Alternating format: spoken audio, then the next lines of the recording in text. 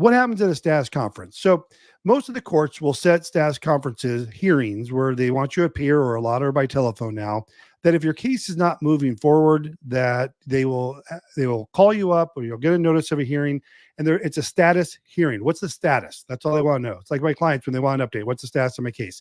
That's all they want to know. If you don't, so some courts, they will set automatic hearings.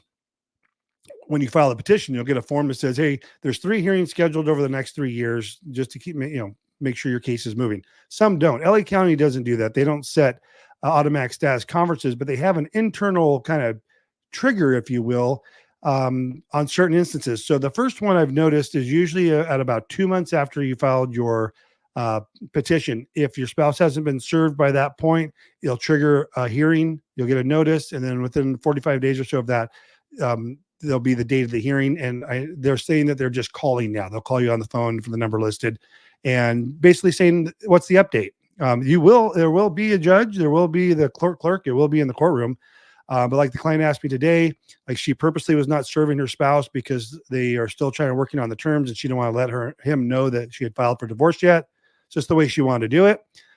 So she got this notice because it's been filed. And it's been about 2.5 months. So I said, no big deal. Just take the call, let them know why you're purposely not serving it. And yes, he eventually needs to be served to move the case forward. The next time you'll get a status conference hearing is if your case has not progressed or finalized after, say, month 4, month 5.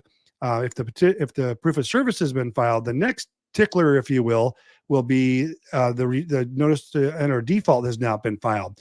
That'll trigger another hearing, whether you either have to come in, or they'll call you to say, hey, your divorce isn't finished. You need to come to this hearing or file the request in your default before that happens.